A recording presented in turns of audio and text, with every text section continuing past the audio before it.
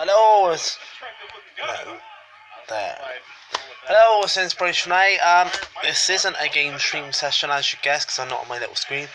This is a review of WWE Elimination Chamber, which I've literally just finished watching.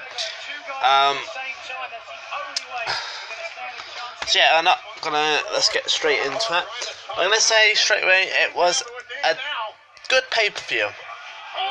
Some of the matches were disappointing, some of the matches better than I expected. But for SmackDown was a very good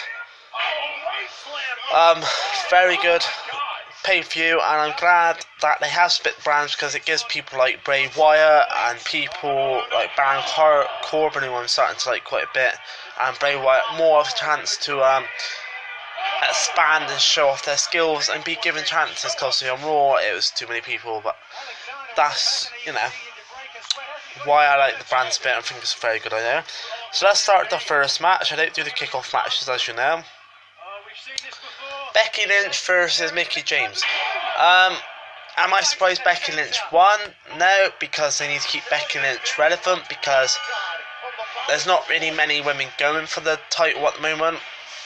I think once Natalya and Nikki Bella finish their little rivalry, they might both go for it, or one of them would go for the belt. But for the moment, apart from Becky, Mickie, Alexa Bliss and Naomi, there's not really anyone to go for the belt. So I'm not surprised Becky won. Doesn't mean I think Mickie won't get the belt in the future or won't win matches soon, because she will. She's a good quality talent. It's a decent match, I have to say. They could have brought on a better match, no doubt, because I've seen better matches from Mickie James and I've seen better matches from Becky Lynch. But it was a good opening match, a good match to show the women of SmackDown off, or should I say? Alright, Nutter. Sorry, I'm watching NXT. Yeah. So it's a good match to start the show. And I'm glad Becky won it. And I do, like I said, I think Mickie won't be affected by the loss. Kalisto appeared at Apollo Crews versus Dolph Ziggler. Again, a bit of a nothing match, in my opinion. It was obvious Kalisto and Apollo Crews were going to win.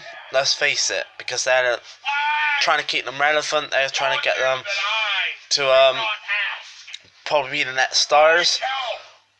And Dolph Ziggler, he's only just turned bad. I do like the beginning of the match how he took out Kalisto, because it made it a bit of a better match, and it made it a one-on-one match, gave Apollo Crews his time to highlight and show off. But other than that, the outcome of it was pretty obvious who was going to win. Let's face it, 2-on-1. I don't know what they're going to do with Dolph now, to be honest. I don't know. I do still like Dolph, because I think he could play a bad guy or a good guy, because either one suits him. So we'll see what they do with that. The SmackDown Tag Team Champions, Alpha win it. It was a decent match. It was okay. Again, wasn't any like major matches in it apart from the Usos and versus American Alpha. That's a decent match, a part of it. And the Ascension, which I'm surprised they even got pushed, to be honest, versus a part American Alpha was a decent part of the match. So was, I gotta think, Heath Slater and Rhino versus everyone up until American Alpha. Obviously Heath Slater and Rhino got their bit to show off. I do think the tag team SmackDowns have got enough tag teams to make it succeed, but I think American Alpha will be the tag team champions for long, and I agree with it. I think they should, because they are amazing talents. They're very basic Olympic wrestling, but I like that sort of wrestling, as well as high flying and a few powerhouses. But it was obviously gonna win, but I'm glad they did. Nikki Bella versus Natalya ends and double count out. I didn't really think much of this match. It was okay-ish. I've seen Natalya put on way better matches. I've never really been a fan of Nikki Bella, I'm not gonna lie. She's got decent now, but that's probably because John Cena's taught her some moves. But apart from that, I don't really like Nikki, and Natalya's gone down the drain. So it was, in my opinion, a pointless match. It was only to keep them relevant. in my opinion, and it was, you know, okay. Randy Orton versus Sue Carter, probably third best match on the night. I'm surprised Naomi won the belt because. Ow, my arm's gone dead. I'm surprised Naomi won the belt because she's only just had a title shot. And Alexa Bliss has only had it for 2-3 months, I think it is. I thought she would hold it longer. Do I think that's the end of Alexa Bliss and she'll get in the dump now and left? No, I think she will continue to be one of the shining wrestlers on WWE SmackDown, which I think she should be because she's a good wrestler. But I am glad Naomi won it in a way because again, Naomi now is turned into a good wrestler and picked up her skills and she's getting pushed, which is fair enough. But like I said, I'm surprised she did win it. But overall, it was a decent match. And her opponent, accompanied to the ring by Peyton Royce from Sydney, Australia, Billie Kay. And yeah. Randy Orton. That was probably the third best match of the night.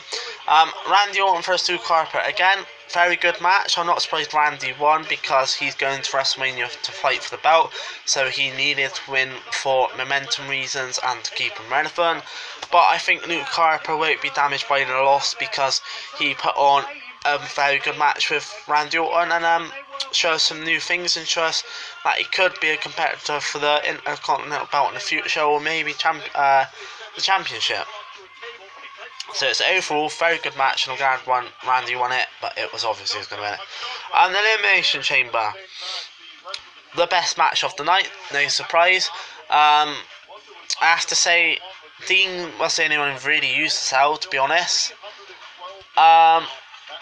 Miz wasn't really any relevant in the match. He kind of come in, done the piss take down your Brian thing that he's been doing lately, where he does his kicks and drop kicks and whatever. But for me, it was AJ Styles and John Cena and Dean Ambrose actually made the match worth watching, and Bray Wyatt. Again, Baron Corbin kind of done his own thing, coming in, took everyone out until it was Miz's turn to come in, and then he got eliminated with a little schoolboy roll up by Dean Ambrose, which again wasn't a surprise that he would come in and dominate everyone and get eliminated. Keeps him relevant, keeps him, dangerous, shows he could go for the belt in the future. There's good few points in the match, good points in the match where you had your with I think John Cena done a three-way suplex, and other moments in the match were, amazing. But what I'm most excited for and what surprised me, because I thought either John Cena or AJ would win it, didn't think Miz would win it because he hasn't won the championship for ages. Baron Corbin still needs more time to improve. He's good, but not good enough to be world heavyweight champion yet. WWE champion, shall I say. And Dean's got Inter, so it's obviously he wasn't going to win. So I put it down to John Cena and Bray. I didn't think he would win, but he did. But I didn't think he'd win because he hasn't been doing anything lately, which is why I put it down to AJ Styles and John Cena. Because John Cena's only just won it. I'm glad he lost it because, as you know, I don't really like John Cena, and I wanted AJ to win, but I'm happy Bray Wyatt won as well, to be honest, because Bray Wyatt, I've been saying this for years, deserves to be pushed, deserves to be the main offender. Hopefully him and Randy will go on to WrestleMania and put an amazing match on, and he will keep the belt. But I've been saying for years that Bray Wyatt should be pushed and he should be given the belt, and this is why I'm glad they've done the brand split, because now they've given him the belt, he's got the opportunity to run with it and show what he's made of. Alright, he's not the most technical wrestler going, but I think he's a very good powerhouse. He puts on a show and his gimmick is amazing. So I'm glad he won, and it was an amazing match. So like I said, overall the pay-per-view was a good match, decent match, pay-per-view. Last three matches, Randy versus Luke Harper, Naomi versus Alexa Bliss, and the Elimination Chamber, all good matches. The rest of them were okay-ish. And yeah, so next video review I'll be doing is Fastlane. Hopefully I'll still be doing Lego Batman review because I'll be seeing that with my little brother this Sunday, hopefully.